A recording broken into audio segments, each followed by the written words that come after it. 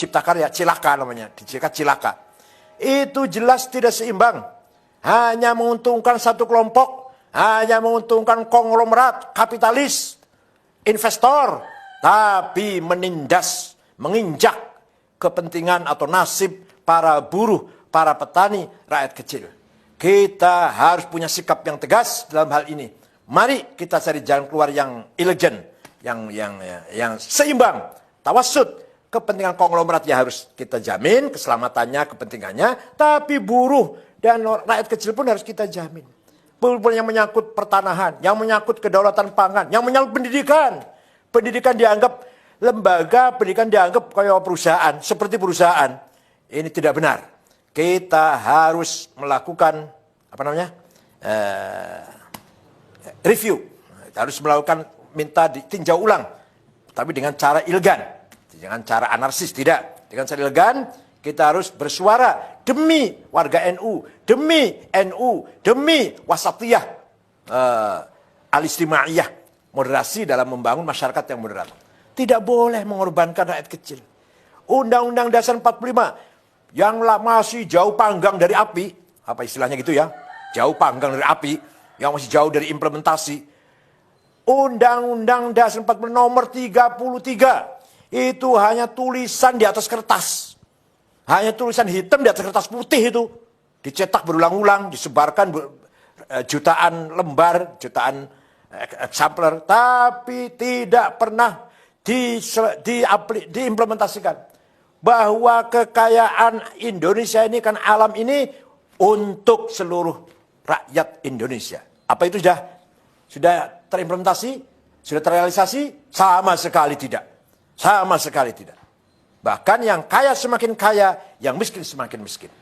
Apalagi sekarang di era keterbukaan ini semakin bebas, liberal. Yang diikuti oleh sistem liberal kapitalis. Ini semakin betul-betul nasib rakyat kecil, orang kecil semakin tertindas. Kalau lagi pilkada, lagi pileg, lagi pilpres, suaranya dibutuhkan. Rakyat kecil suaranya dibutuhkan. Tapi kalau sudah selesai, ditinggal. Mending kalau hanya ditinggal. Iya kalau ditinggal, didoni meneh. Diludahin. Mending kalau hanya diludahin, diinjak lagi. Jadi, Undang-Undang Pasal nomor 33, Undang 45 Pasal 33 itu hanya tulisan di atas kertas. Hanya tulisan di atas kertas. Allah Subhanahu wa Ta'ala telah memberikan kekayaan alam Indonesia ini disediakan untuk mensejahterakan semua rakyat. Dan itu cukup. 260 juta orang ini cukup sejahtera kalau betul-betul dikelola dengan adil, dengan merata.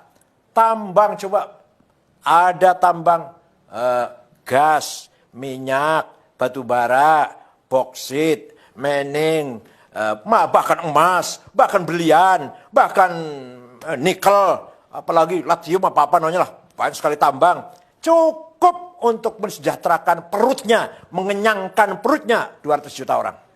Belum pula kekayaan hutan, belum kekayaan laut yang luar biasa Indonesia ini.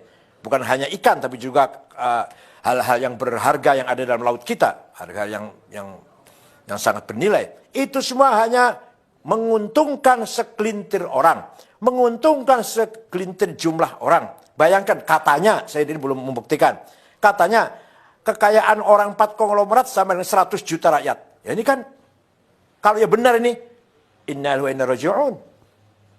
Coba kita lihat orang kaya, orang 50 konglomerat yang kaya ini. Apa ada orang NU? Satu pun tidak ada.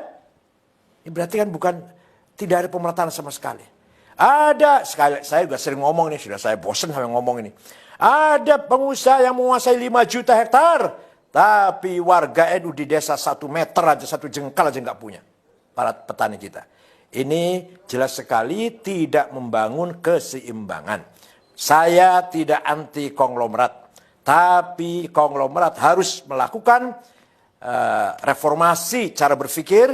Harus menjadikan kelas menengah, dijadikan mitra. Bukan dijadikan bawahannya.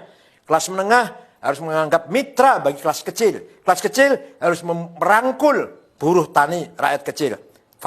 Fuqara wal masakin, syagholin, ummal, buruh kecil itu harus selalu bergandengan tangan. Tidak boleh konglomerat menganggap kelas menengah itu bawahannya atau sapi perahannya, kelas menengah menganggap kelas kecil sapi perahannya, bawahannya, dan kelas kecil jauh dari fuqara wal masakin, tidak boleh.